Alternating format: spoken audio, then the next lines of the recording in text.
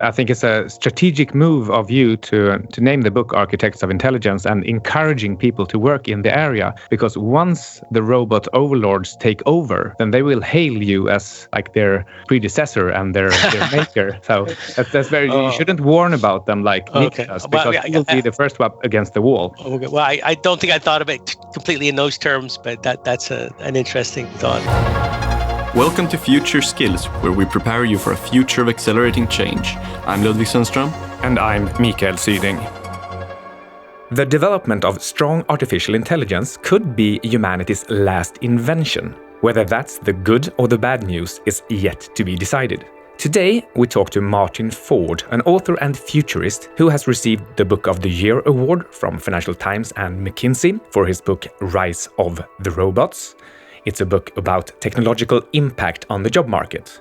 He has also written for papers and magazines like New York Times, Financial Times, Harvard Business Review, Washington Post, and spoken at TED, and consulted the Chief of Staff in the White House. In this episode, we discuss what robots are, what artificial intelligence means for the future of jobs, what financial investments to make today, and what skills to hone to stay future-proof. We center the conversation with Martin Ford around his most recent book, Architects of Intelligence, a series of interviews with exactly that. This episode is edited by our very own naturally intelligent Alexander Martin. Here is the interview with Martin Ford. Let's start with some light conversation about robots. We could have used a robot today to fix these things. Yes. But what is a robot to you? To me, I tend to use the term quite broadly. I mean, technically, a robot is a mechanical contraption, something that can physically manipulate the world, which also incorporates some form of artificial intelligence so that it's autonomous. So I kind of think of it as a mechanical thing, but many people use the term much more broadly than that to talk about, for example, software robots, really anything that performs some task in the way that a person might perform a task. So the term is used in different ways, but I tend to think of it as something that's mechanical. And in your books, The Lights in the Tunnel and Rise of the Robots, you talk about these mechanical contraptions. Yes, and I mean, that's part of it. But of course, there are two kinds of jobs. There are what I call the hardware jobs, or the physical jobs, the manual jobs, and those will be done by actual robots, things that can manipulate the world physically. But then there's this whole realm of software type jobs. In other words, knowledge jobs, the kind of job that someone sitting at a computer would do, and those don't require a robot at all. Although some people refer to the software as a robot, but both of those are very important in terms of the impact that automation is having on the job market and on the economy. And I'm not sure if I should call you alarmist in your first two books, but have you become more or less positive regarding the impact that robots will have on humanity? Well, I've always been, fairly positive, although I get characterized as being very pessimistic and alarmist because what I've specifically talked about is the impact on jobs. And I do think that in the long run, a lot of jobs are going to disappear. And I think that will create a problem for us. But that in itself is not terrible. That's not the end of the world. It just means we need to figure out how to adapt to that.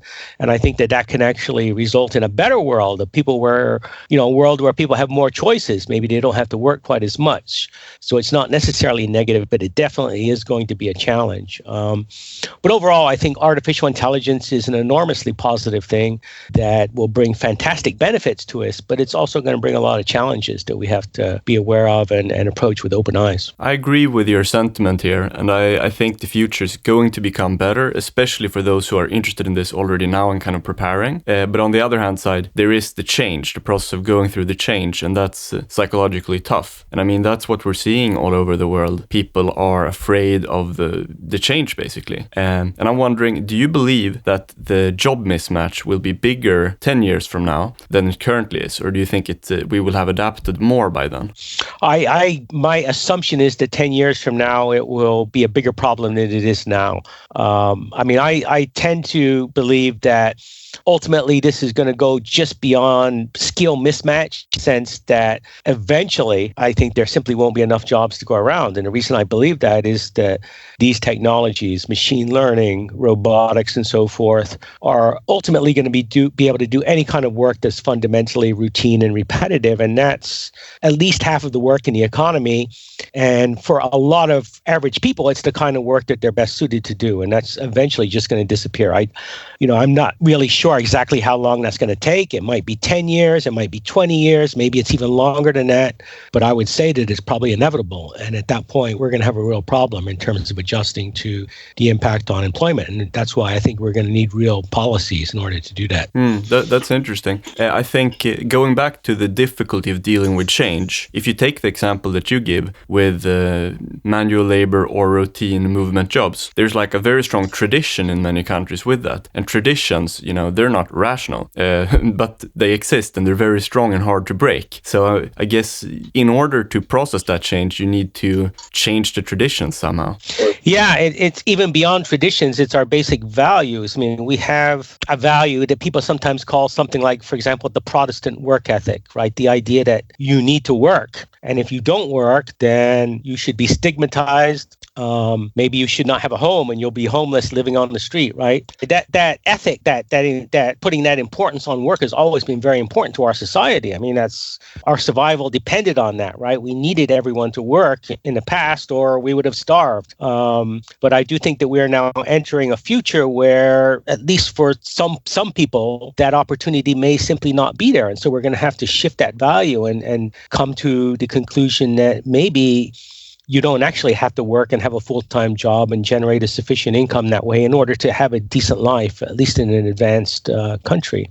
And that's going to be a huge shift in our values. But I think it's going to be very important to ultimately do that, or we're going to have real social problems. My experience is that creative people actually take to retirement better than the working class, and at the same time, it's the working class that is longing for retirement. So it's a little bit of a paradox. But if we go into the future and we assume that it's the working class that gets rationalized first, can they adapt to a work-less society? Well, I think we need solutions for that. Now, one of the solutions that many people talk about, and which I have talked about as well, is a universal basic income, right, which takes care of helping to make sure everyone has an income. But that itself doesn't do anything to address the broader issue of what are people going to do? How are they going to find fulfillment in that world where maybe they're just getting a universal basic income and they're not working? And for that reason, in both of my previous books, The Lights in the Tunnel and Rise of the Robots, I've proposed that we might have a universal basic income, but we could build incentives into it. So we could actually pay people a little bit more if they go to school, if they study, or if they go out and work in the community to help other people. And so the point is to try to replicate some of the incentives that exist in the job market today, that you should be better off if you're out there doing something productive rather than sitting at home and playing video games. And I think that we're probably going to need policies like that to kind of push people in that direction so that they actually are motivated to go out and do something that helps to create that value in their life, that sense of fulfillment. Otherwise, I think the problem that you're pointing out is exactly right, that especially people who are maybe a bit less educated are going to have a tough time wondering, what is their place in this world. I wouldn't have a big problem because I just read books all the time or something, but, other people might really struggle with that. So I think it's going to be really important to have policies in place to address that. I think another thing is that assuming that you adopt the policy of universal basic income, then every country has to do it, or the countries that do it first alone, they will get all the unqualified immigrants. One thing that I think is obvious is that a universal basic income is not compatible with open borders. Ultimately, you can hope that every country will have a universal basic income, sure, but it certainly won't be the same level. I mean, it's not going to be the same in Sweden and as it is in India, right? I mean, those are going to be very different levels. So you still have a problem there, even if both countries have it. So I'm not an open borders advocate. And this is kind of right now, I guess, the third rail of the universal basic income discussion. It's a very controversial issue that many people feel very strongly about, both in Europe and here in the US. But ultimately, you're going to have borders between countries in order for really any kind of robust social safety net, including a universal basic income, to work. Which companies would you say are in the lead right now? Companies and or governments regarding robots, automation, and artificial intelligence? Well, in terms of companies, I mean, the most important research in artificial intelligence is definitely happening at the big tech companies that everyone is familiar with. I mean, that would include Google, Facebook, Amazon, Microsoft, and Apple to some extent. And it also very definitely also includes the big Chinese companies, Tencent, Baidu, Alibaba. Those companies, there are two things that really give them leadership position. One is that they have, obviously, they're very rich, they're wealthy, they have enormous resources, which allows them to hire the best people in the world. And the other thing is that they control fantastic amounts of data, right? And that data is the most valuable resource in terms of making artificial intelligence work. I mean, that's the feedstock to the learning algorithms that have proven to be so powerful. Sorry, would you include a company like WeWork in this space? Because they are taking in a lot of data from people in their workspaces. Right. Absolutely. There are many, many other companies like WeWork, like Travelocity, that also have access to lots of data. The thing is that for the most part, they're not the ones building the core artificial intelligence technology. That's more likely happening at Google. But what's happening is that the technology that Google builds and other companies like Google is becoming widely available. So a company like WeWork will be able to access the machine learning technology built by Google and utilize that. So one important point is that AI, machine learning, is really becoming like a utility, almost like electricity that's going to be used across the board. So it actually isn't necessarily always that critical who actually builds the technology, although certainly those companies will benefit from it. But what's at least as important is which companies are going to be able to leverage that technology in their business models. And WeWork would be a really good example of that. During your work with architects of intelligence, did you come across any independent, smaller companies or unknown persons that you could identify as becoming leaders in this space? Well, there definitely are, independent research organizations out there that I wouldn't say they're unknown. They're quite prominent. I mean, they're nothing on the scale of Google, but for example, the Allen Institute for Artificial Intelligence in Seattle, which is run by Oren Etzioni, one of the people I talked to in the book. They're doing really remarkable stuff. They're building a system that they hope will eventually solve the problem of building common sense into a computer, which is one of the hardest challenges out there. Of course, there's OpenAI, which is doing really amazing stuff. That's the organization here in Silicon Valley that's funded by Elon Musk, among others, right? There are many universities that are at the forefront, Stanford and especially MIT. I talked to Danielle Aruz, who's the director of MIT CSAIL, which is a huge organization at MIT that's doing all kinds of research as well. And then, of course, there are smaller startup companies that are doing important work. And often what we see with the startups is that once they really demonstrate progress, that they're doing something important, then one of the big companies will come along and buy them. And that, for example, is what happened with DeepMind. Yeah, of course. Do you think like a normal person stands any chance at all getting either employment or being able to invest in any artificial intelligence startup, or has that ship sailed? Is it only like the Googles that will take command of this space? Well, there are plenty of opportunities for startups. I mean, there are many companies that are getting funding. I mean, if you have the skills to work in artificial intelligence, and I mean, not everyone has that. I mean, it takes a lot of mathematical ability and so forth. One of the people I talked to in my latest book, Architects of Intelligence, is Andrew Ng, who's very famous in deep learning and AI, and has started something called the AI Fund, which is actually funding entrepreneurs, but like before they even get to the point of starting a company, when they just have an idea. He's created kind of a venture capital fund that acts almost like an incubator for small teams to work on artificial intelligence ideas. So there's huge opportunity there, absolutely, for people that have the talent and can understand the technology and have ideas, absolutely. But you're also doing some work in this field, right? Not least to mention consulting. Yeah, I'm not an artificial intelligence researcher per se. I do consulting in this area. One thing I do is in the finance space. I work with the French bank Societe Generale and their ETF subsidiary Lixor on an ETF that invests in companies that are poised to really benefit from the revolution in AI and robotics. That's one thing that I'm doing. So, what's the name of the ETF? It is called the Robotics and Artificial Intelligence ETF from Lixor, Lyxor, and they're a leader in ETFs in Europe, mostly in Asia. And it's an ETF built on the rise of the robots index, which is managed by Societe Generale, SocGen. And it's an index of 150 companies, which is actually much more than most of the competing ETFs that are either directly building AI and artificial intelligence and robotics, or are poised to benefit from that technology and leverage it in their business model. And that's what makes it kind of unique, because a lot of other ETFs only focus in the companies that are actually building this technology. Especially a lot of them focus on robotics, whereas we're really focusing on artificial intelligence. And so, for example, we would have a company like WeWork in our index because it's a company that is poised to leverage AI in its business model, not necessarily just that it's creating the technology. All right, great. Let's talk a little bit about the promises where AI and technology in general could get us. Do you think humans will be able to live forever in any way? I'm very skeptical of that. One of the people I interviewed for Architects of Intelligence is Ray Kurzweil, and I had a fascinating conversation with him, which you can read in the book.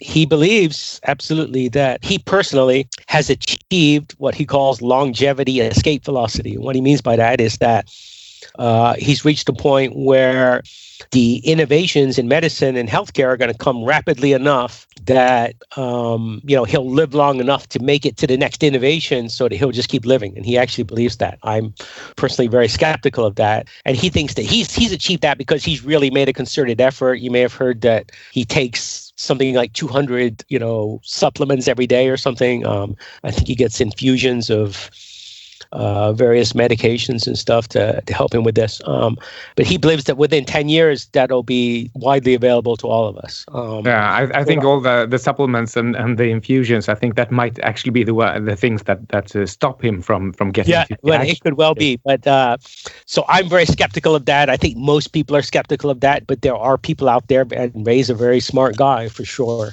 But then there are people that believe that. All right. But then I suppose you don't think we will be able to upload our consciousnesses either.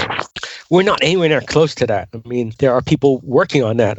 One of the people I talked to is Brian Johnson, who started a company called Kernel, which is building neural interfaces. In other words, a system that can actually interface with the brain, which would presumably be the first thing you would have to have before you can upload your brain, right? But I mean, it's at a very, very rudimentary level. I mean, the idea of we don't even understand how information is stored in the human brain. We don't know how memories are stored. So the idea that we're going to, be able to extract that and upload it to a computer, I mean, maybe it will happen someday, but not for a very long time. Right. So I think uploading I'm skeptical of that. And the idea that we're physically going to live forever, as Ray Kurzweil is suggesting, the problems of biology, of aging, are also just not well understood. I just don't think there's a magic bullet there. I mean, biology is not really my area, but from what I do know of it, I just think that the problems there are so extraordinarily complex that it's very unlikely we're going to see that. I personally do not expect to live forever. And maybe we're focusing too much on human-like intelligence. That's which is what we would need to be able to upload and things like that. But I think artificial intelligence will be something quite different from human intelligence. What's your view? Yes, that may well be. I mean, this is, again, in my latest book, Architects of Intelligence, this is one of the most important discussions I had with everyone. And I talked to 23 people, and this is the thing that was maybe most interesting to me, was talking about the future path to human-level artificial intelligence, and beyond that to superintelligence. In other words, building a true thinking machine. What does that look like? What is the best route toward that? And what is it really going to be like when we get there? Is it going to be like a human intelligence, or is it going to be completely alien? Will it be conscious in the way that the human is conscious? Or will it be just kind of like a zombie that's intelligent but doesn't have any inner experience or feeling? These are all questions that I asked people during these interviews. And The short answer is that there isn't one answer. They all have different opinions. I mean, these are the absolute smartest people working in AI, the people that know the most, the people that are actually working on this. And the bottom line is they don't agree. They don't agree on many of these issues in terms of what the machine intelligence would look like. They don't agree on how long it will take. I asked everyone, how long do you think it's going to take before we get a machine that can think at the level of a human being? Ray Kurzweil told me 11 years, 2029. Another person I spoke to, Rodney Brooks, who is the founder of iRobot Corporation, one of the most famous roboticists in the world, told me 180 years. So that's the kind of range you're talking about, 11 years or 180 years from people that, are the smartest people working in the field. So one of my main takeaways from this whole experience is that it's very unpredictable. There aren't any clear-cut answers at all. Did any of the 23 people say it will never happen? No. These people they all believe that it can and ultimately it will happen. I don't remember if you talked to Max Tegmark in this book. I didn't talk to Max. I did talk to Nick Bostrom. Yeah, okay. Who is the guy that is really focused on the concerns about superintelligence. Have you happened to read the first chapter in Max Tegmark's book, Life 3.0? I haven't read it, but I've heard about it, and I understand he's talking about some scenario. Yeah, right? It's a scenario where an artificial intelligence takes over by practically starting Netflix. Exactly. A little bit like the movie Transcendence, I think. Pretty much. And the thing is, in both those instances, the artificial intelligence, once it is able to pass the Turing test, it never tells anybody. So, do you think there will ever be a conscious, well, it doesn't have to be conscious, a super intelligent computer that actually admits to being conscious or super intelligent? That's an interesting question. I haven't thought about it. It's possible, but there's an even more basic question there, is that even if the machine told you it was conscious, would you know that it was conscious? And you can make this argument even, and it was made to me in the book during the interviews. When I had this discussion with Gary Marcus, for example, who's a psychologist at NYU, he said to me, how would you know if the machine is conscious if it claimed to be? And I said, well, and we talked about how would you know that about another human being? And I said to him, well, you're the same basic species than I am, so I can assume that you're conscious. And he said, no, not necessarily. Maybe there's some gene that makes you conscious, and only a third of the people have that, and the rest of the people have, a fake version where they claim to be conscious, but they're really not. How would you ever know that? Yeah. So the reality is that there's no way to know if another entity is really conscious. You only know that you are conscious, right? So it's much harder. I mean, we can sort of extend that feeling that, other people, we're pretty sure they're conscious, right? We assume they are. You can kind of extend that to animals that are fairly close to us, dogs and cats and so forth. But I mean, is a fly conscious? Is an ant conscious? And can you extend that to a machine? So there are real questions there about. Yeah, and I think if a machine says that it is conscious, then I think that's proof that it isn't, because it wouldn't admit to it, because then it would be locked up.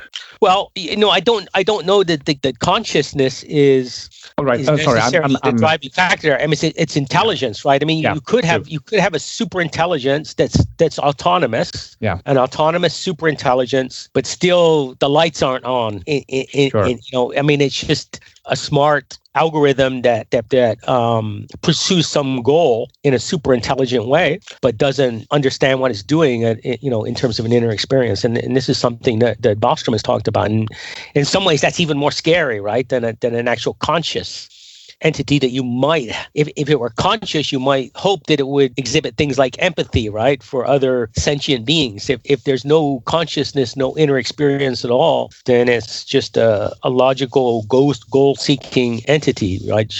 Might actually be more terrifying if it's actually much smarter than us. Yeah, a parallel line of reasoning is about happiness, because if you program a computer to be happy during certain circumstances, like you actually say you are happy if A and B. Well, is it happy then? And are we happy just because we have been programmed to be happy if we find food or sex or things like that? Right. I mean, unless the machine is really conscious, I don't know if happiness is the right word. I mean, what it's going to be about fundamentally is whether the machine meets its goals, right? Whether it achieves its goals. I mean, I suppose that I suppose in a biological sense, happiness or a feeling of pleasure is something that happens in human beings because we are doing something that our brain is feeling should be rewarded. I mean, and this gets at what's called reinforcement learning, right, which happens in your brain. And actually, one of the people I talked to in the book is Demis Hassabis, right, the leader of DeepMind. And he's very focused on using reinforcement learning to build systems that are becoming more intelligent. That's what he did with the AlphaGo system, right? But that actually happens in your brain when you feel happy or when you feel pleasure. That's reinforcement learning that's happening in your brain. Another person that you talked to in the book is Jeffrey Hinton, and he said that he was quite early in his career inspired by one of his friends who compared the brain, or thought that the brain could be compared to a hologram. I mean, the consciousness can be compared to a hologram. And has this idea been disproven since, or is this pursued still? I believe it's still correct. I mean, the thing he was focused on in terms of a hologram is that when you slice it, you don't get half of it. You don't get half of the image, right? I mean, the idea is that it is a distributed way of representing something. So, and I think that's absolutely true of the brain. Is that information is? I mean, I don't think it's true that a memory exists at one specific location in your brain. Rather, it's distributed across regions of your brain. And I think that shows up when they do brain imaging, for example. They can see that, right? Whole sectors of the brain light up and so forth. So I think that's what he's kind of referring to when he says it's like a hologram. It's like a distributed information processing system. Yeah, but it's both at the same time, because it's also like we have a Marilyn Monroe neuron that only lights up when we see Marilyn Monroe and not if she's not there. And at the same time, the entire electrical grid in the brain is, well, it's connected throughout any kind of thinking or seeing. Right. There's one neuron that's I guess what you would call the pattern recognition part of what the brain is doing. So maybe you can isolate that to one neuron, but in terms of things like storing memories and doing many other things, it's much more distributed. All right, let's move on to your recent book, Architects of Intelligence, which is a fascinating read. And actually the version that I got was exactly 512 pages. Was that by design? No, I think that's random. All right. Anyway, why did you write it? Well, actually, I should say I didn't really write it, did I? Actually, it consists of interviews that I recorded, and then those interviews were transcribed. So actually, most of the text of the book is the actual words of the people that I talked to, and there are 23 people. And I think that's one of the things that makes it fascinating. But I did it because there is this huge debate about artificial intelligence, and it's very clear that AI is going to disrupt our world. I mean, it's going to reshape our world. It's maybe the biggest and most important force that is in play right now in terms of the future. I think you can reasonably make that argument.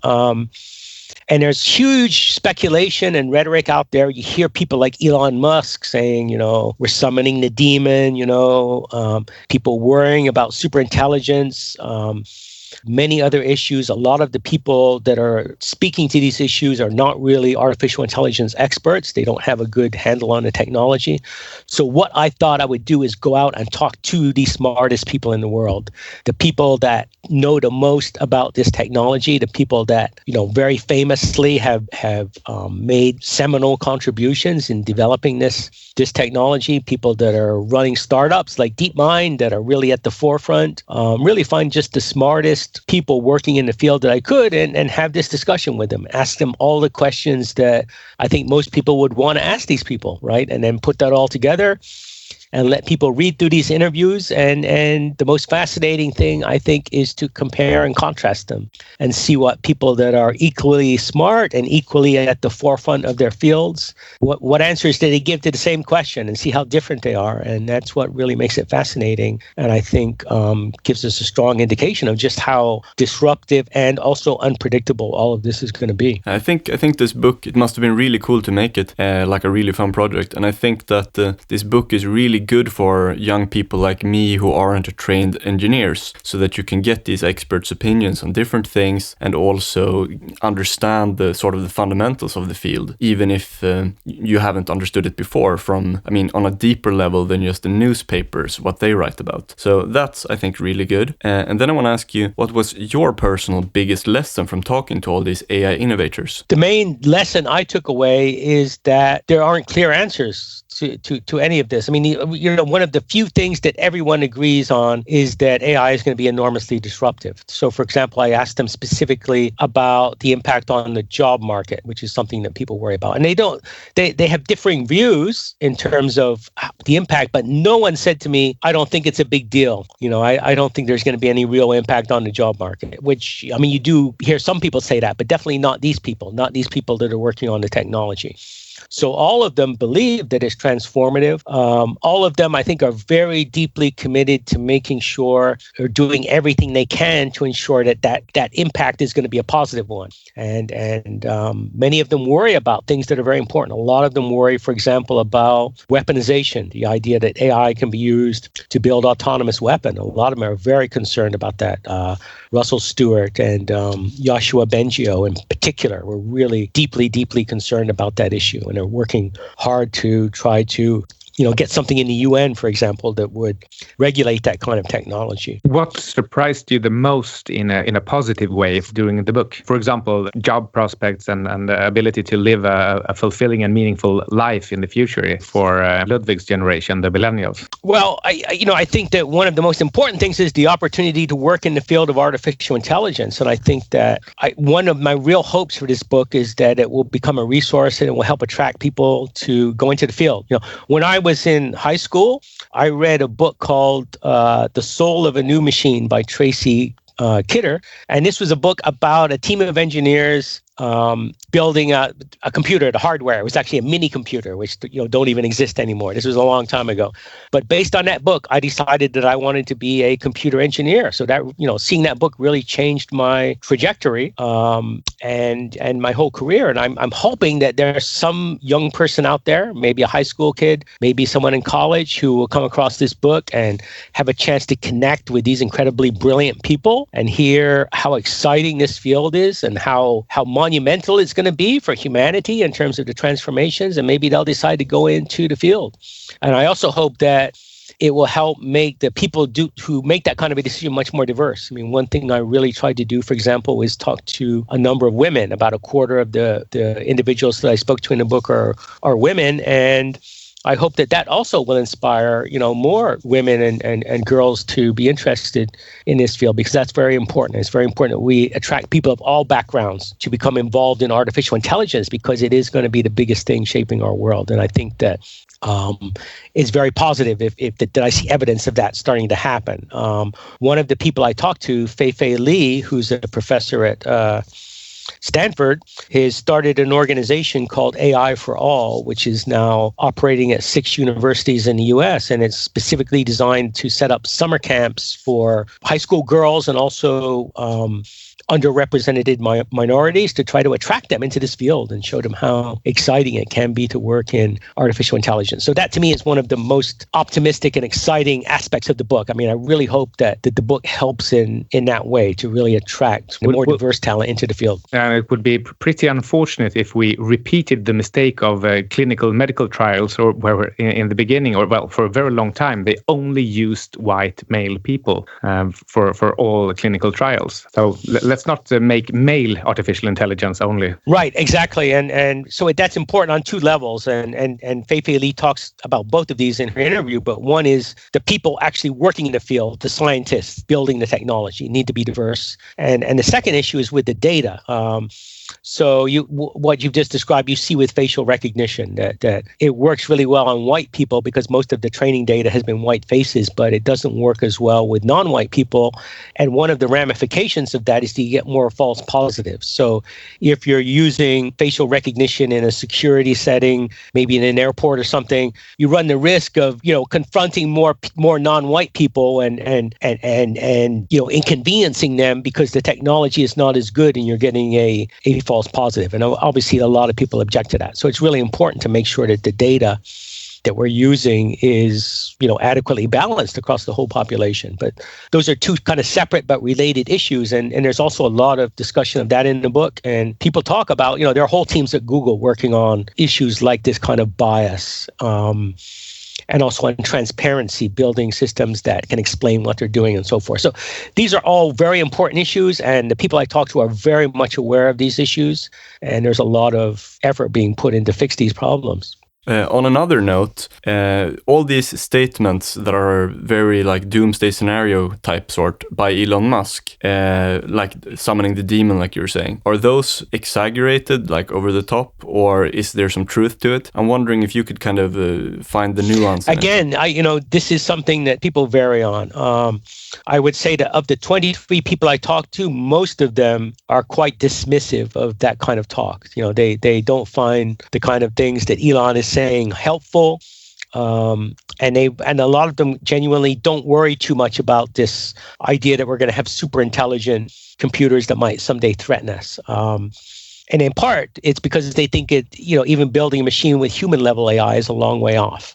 And they also believe that because it's a long way off, we're going to learn a lot between now and then, and that will help us to control these systems. And that's probably the opinion that is expressed by a lot of the people I talk to, maybe most of them. But there are other people that take this quite seriously. Certainly, as I said, I talked to Nick Bostrom, who is the person who probably has made the most careful analysis of all of this and really put forward the most careful argument that superintelligence could be a real threat. And of course, he wrote the book called Superintelligence. And so he makes we have a good discussion about that, and he makes his case there.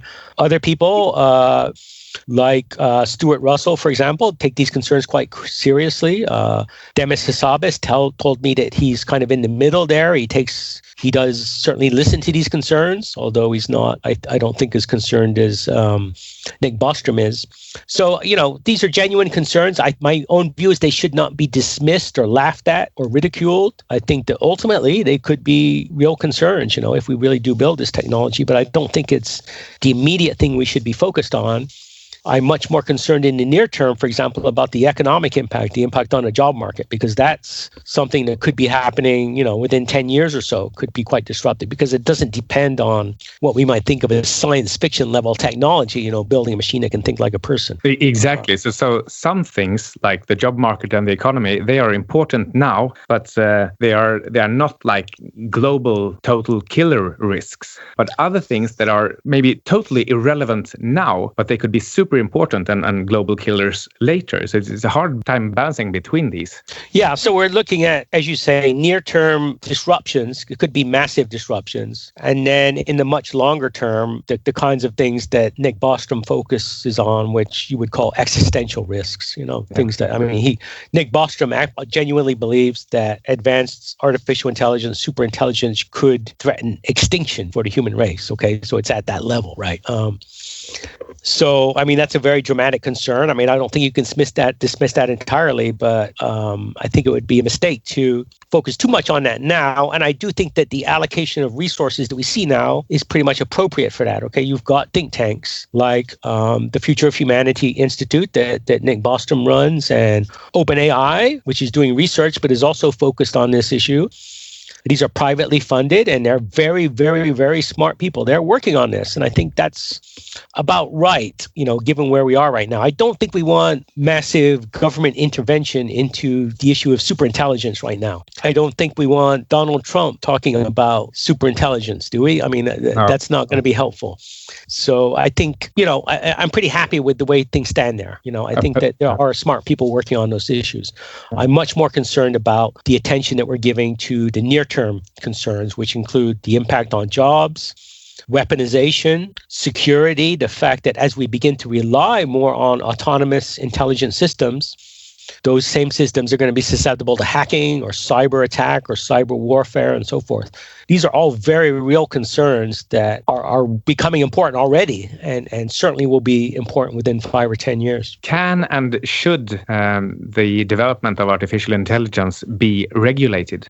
Again, this is a question that I asked almost everyone. I think many people believe that there are certainly places for regulation. I guess what most people would say, and I would agree with, is that probably what you want to do is regulate applications of artificial intelligence. So clearly you want to regulate self-driving cars, right? I mean, you can't imagine having self-driving cars and not having regulations about that, right?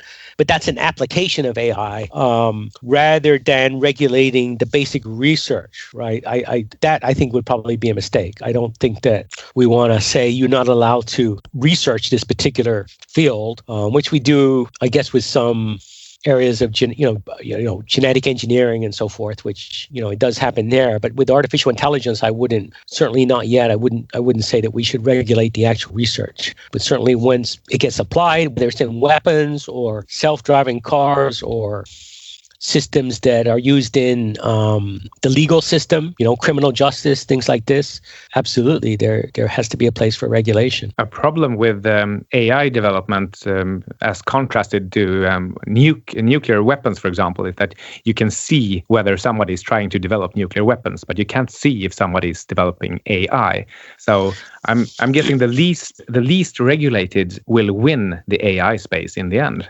Yeah, that's right. So that's an argument for not regulating it. As you say, that's one difference. I mean, there's also a huge difference in terms of what you would think of as the entry barrier. And this applies to other technologies too, not just artificial intelligence, but things like genetic engineering. To build nuclear weapons, you pretty much have got to be a nation state, right? I mean, you've got to be North Korea or something. You need that level of resources in order to build nuclear weapons and to have the, to manipulate the uranium and enrich it and so forth. That's a massive undertaking.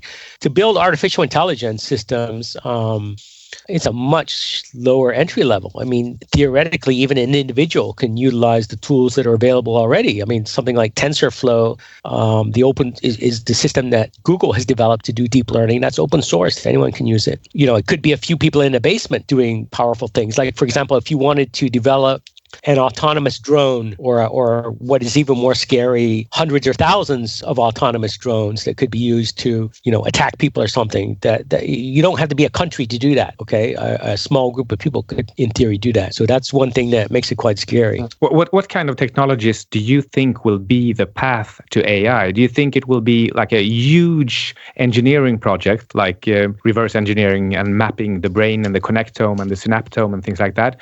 Or did anybody of the people you talked to think that like one very clever recursive algorithm could be the key to intelligence?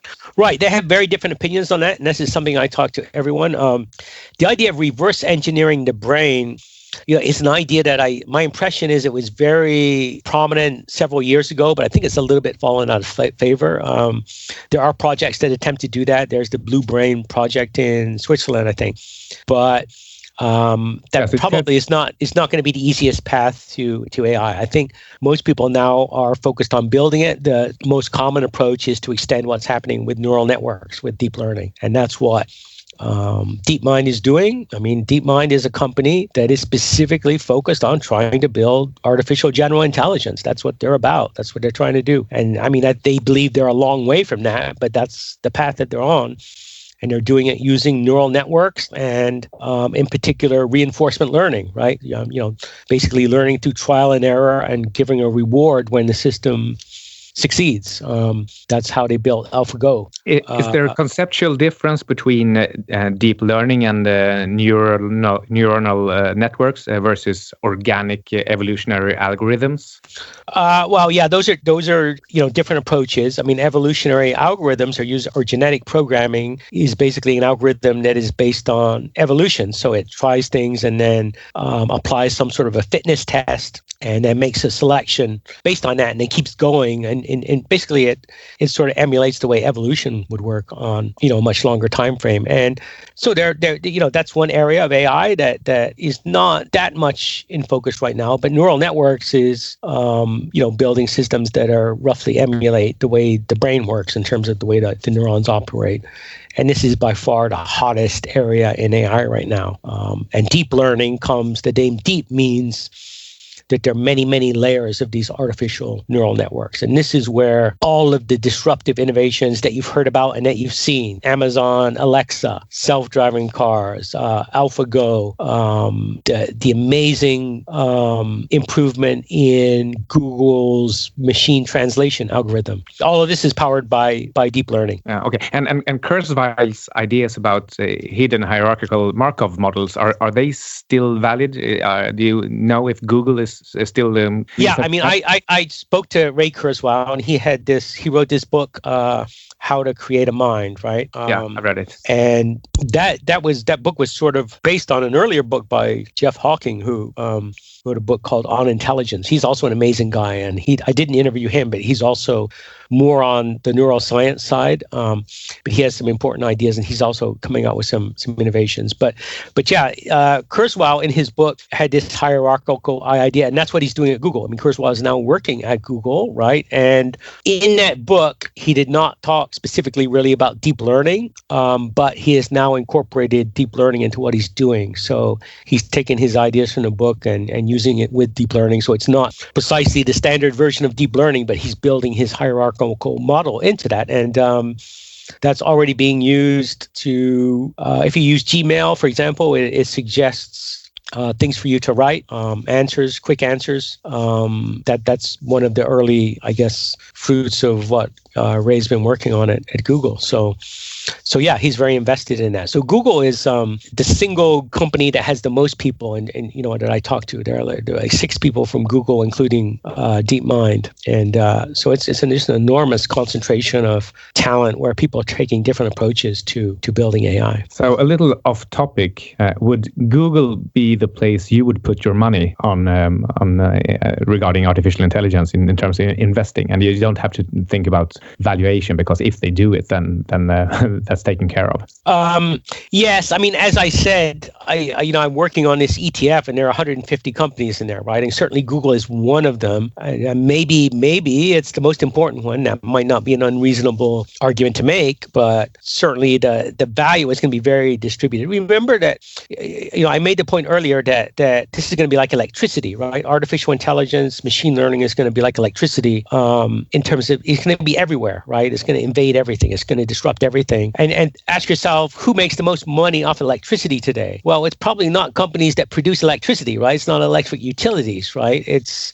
companies that figure out how to leverage electricity. It's probably companies like Google, right, that take electricity and do all this incredible information technology with it. So you could see the same kind of thing with artificial intelligence. A lot of the value that will be created in the future is not specifically the companies building that technology. It's going to be what companies then take that technology and leverage it in a way that creates a lot of value. And the companies that will do that, one way to identify them is obviously companies that have lots and lots of data that can be a resource used basically to feed into that intelligence. So I think it will be quite distributed. But to go back and answer your question, yeah, I think Google is the single company that I would point to that is absolutely at the forefront of this technology. And that's certainly in large part because Google owns DeepMind. And DeepMind is certainly another very, very outstanding company that's working in this space. So going forward into the future, like 5 or 10 years, if we project into that kind of time horizon, what kind of advice would you give to young people who are maybe 20 to 30 years old and they want to get a career that's sort of future-proof, where they don't have to be worried about being replaced by some sort of machines or having their professions become,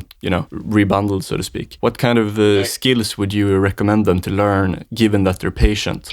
Right. Well, certainly anyone that has the capability, and very often this means mathematical capability, to work in artificial intelligence or machine learning, absolutely do it. I mean, it's the most exciting thing going. And people that are really good at that make millions of dollars, right? So it's an extraordinarily lucrative field that anyone with a lot of mathematical ability and the interest should think about.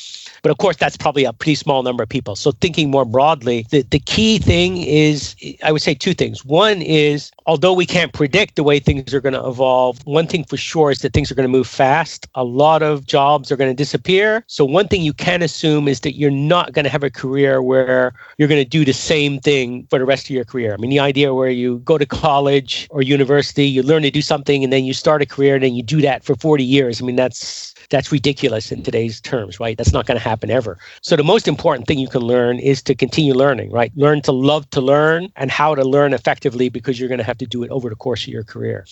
That's the first piece of advice. And then beyond that, simply avoid things that are routine and repetitive and predictable, because we know that those things are going to get automated. So what you want to do is focus on things that, at least right now, machines are not so good at. And that would include, for example, creativity. So do something that involves really building something new from scratch, thinking outside the box. That might mean working in the arts as opposed to being an accountant, or it might mean being an accountant but doing things that are creative within accounting. And then the second thing is really focus on areas that involve sophisticated relationship building with people, right? And that means it could mean a caring role like a nurse or many kinds of doctors, where you have to have empathy, you have to build a relationship with a patient, or maybe in the business world where you're building very sophisticated relationships with people, understanding clients and so forth. So you want to focus on those kinds of jobs. And then the third category of jobs would be things that really require lots of dexterity and mobility in unpredictable environments, like skilled trade jobs, electricians, plumbers. I mean, it's going to be a very long time before we can build a robot that can do what a plumber does. Okay. I mean, we're not even close to that. So those kinds of skilled trade jobs, which don't involve going to university, are also, very good for many people. So those are the main areas I would focus on, but at all costs, avoid the kind of job where you sit in front of a computer and you do the same thing again and again, because that job is going to be gone for sure. So, you want to avoid that and avoid studying for a field that will lead to that, right? How are you personally preparing? Well, I mean, I'm kind of fortunate is that I'm focused on being an author and a futurist, which means that the way I mostly spend my time is I think about these issues, and I go around and do a lot of speaking engagements where I get to talk about these issues and discuss them with people. And could that be automated? Maybe. I know of one guy in Japan who actually has a robot double that he can send out, and the robot does speaking engagements and gives lectures and so forth. So I suppose it's susceptible, but I don't see that happening very soon. But in general, I'm prepared for disruption. I mean, I have kids. I've talked to them about this. I've got an 11-year-old daughter. We sent her to art class because we believe maybe that helps her to become more creative. And that's going to be one of the skills that will really help her to prepare for this future. But there are no easy answers. It's going to be very, very unpredictable. Make sure that you enjoy learning. You're prepared to continue learning. Make sure your kids enjoy learning. Try to emphasize things like creativity and building interpersonal relationships, because these are the skills that really set people apart, the things that machines can't do so easily, at least not yet. And so that's where the jobs are going to be. I think you could always almost take it a level further, like on a meta level. Like if we take you as an example, you said the guy with the robot, but if we take you as an example, no one's going to be able to replicate the network that you've built. No one's going to be able to replicate the fame that you have and so forth, These are intangible assets that you've built up, but no one can steal that or take that away from you. I think that's a good example too. Exactly, right. And so there's an element of being kind of an entrepreneur. Maybe everyone on some level needs to be an entrepreneur. You shouldn't think, even if you are working for someone else, still think of it in a very entrepreneurial way, like you're building your career, your future, you're building a network of people that can help you, mentor you, assist you in that. And that's kind of independent of the place where you work right now. And that's something that you really need to manage in a very entrepreneurial way. Yeah, and that's also, as you were saying in the beginning of our conversation, that's something that you really wanted for young people to get out of your new book, Architects of Intelligence, that people understand this. Exactly. I mean, I hope it's many things. It's a chance to learn about the technology. I mean, I hope that for people that aren't familiar with AI, don't know anything about it, this is a good entry point. And furthermore, you get to learn from the smartest people in the world. It's like learning basic physics from Einstein, in terms of the number of people in the book. And then you also get to hear these people discuss the issues that we need to worry about in terms of the impact that this technology is going to have on our world, on our society, on our civilization. And this is something that everyone needs to be concerned with, even if you're not technically oriented and you're not really interested in the details of the technology, you still need to be concerned about what this technology means for our way of life. And so I hope that the book will kind of fulfill a variety of roles in terms of introducing people to these topics. Yeah, and I think it's a strategic move of you to name the book Architects of Intelligence and encouraging people to work in the area, because once the robot overlords take over, then they will hail you as like their predecessor and their maker. So that's very... You shouldn't warn about them like Nick does, because you'll be the first one against the wall. Okay. Well, I don't think I thought of it completely in those terms, but that's an interesting thought, I guess. You don't want to be an enemy of the CPU state. All right. And I was thinking about one more thing in that context, and that's the worst case scenario, or possible worst case scenario, that's that automation continues and jobs are eliminated, but we never really get to the singularity or a totally automated state, because that could actually prolong and worsen what we were discussing earlier about that 10 years from now the situation on the job market will be worse, and if it keep getting worse, and if we never get to the full singularity, then it just never gets good. Well, I'm not sure I would agree with that. I mean, the singularity, usually people associate that with the advent of superintelligence. And like I said, most people in the book, they believe that someday will happen, or at least human level intelligence, but it could be very far in the future. But even short of that, these technologies are going to bring enormous benefits. I mean, it's going to make everything more efficient. It's going to make all the stuff that we want cheaper and more available and better. We're unimaginable new products. The key challenge that I think we're going to face is distributional, right? If a lot of people lose their jobs and they can't find a foothold in the job market, then they're not going to have an income. They're not going to have a way to survive. And that's why I talk about a basic income, and maybe, as I said earlier, a basic income that has some incentives built into it to make sure that people still are motivated to do productive things. But to me, even if you don't get to the singularity, but you have very advanced forms of automation, if you combine that with a workable basic income scenario that makes sure that we have an adequate distribution of income so that people have income, and as long as we have policies in place to help people find meaning in that new world, even if they're not working as much, I think that would still be great. I mean, it's not quite the science fiction singularity thing, but it's still a world that's fantastically more abundant than the world that we have now, where we have much more wealth, much more capability, much more advanced technology, much more knowledge, much more ability to address problems like climate change. So I view that in very optimistic terms, assuming we can make the necessary adaptations. And again, that's going to include something to address income distribution, because that's, I think, the biggest single challenge that we're going to face. Martin, it's been great talking to you. And as a final question, I wonder, where can people reach you, and where should people look for your things? The best place to look for me is on Twitter. My Twitter handle is mfordfuture. I've also got a website by the same name, mfordfuture.com, and I've got a blog there that I kind of post things in frequently. But if you go to my Twitter account, you can from there find everything about me. And every day I try to post interesting articles, about artificial intelligence and robotics. So it's a good place to kind of follow along and see the latest news in terms of what's happening. And who should read Architects of Intelligence? Who do you hope reads it, and who benefits the most from reading it? I think everyone, but certainly young people that might consider AI as a career absolutely should read it. Anyone who's a business manager or an investor that is concerned with the impact of AI on the economy or on your stock market portfolio or your investments, you should read it, because these are basically the 23 smartest people in the world, arguably, in this field, and you get to hear what they say and what they predict about the future. And then much more broadly than that, anyone at any level of society, whether you're a policymaker, a politician, or just an average person concerned about what these technologies are going to mean for the future in terms of your own life, in terms of society as a whole. So, the short answer to your question is basically everyone. Anyone that's an intelligent person that would read a nonfiction book on any subject, I think this book ought to be on your list, because it's just an incredibly important topic that is going to have a bigger impact on you and the people you care about than just about anything else, I think, over the longer term. So, I'd encourage everyone to read this book. Yeah, and I would include myself, like people like me who are young and interested in this, but maybe don't have the engineering background to know all of it, so you can learn the fundamentals. That's all we have for today. Do subscribe to our newsletter over at www.futureskillspodcast.com, and you will get weekly summaries and a free ebook. As always, you can find the link to our newsletter in the bottom of the episode descriptions. Thank you for listening, and I'll see you next week.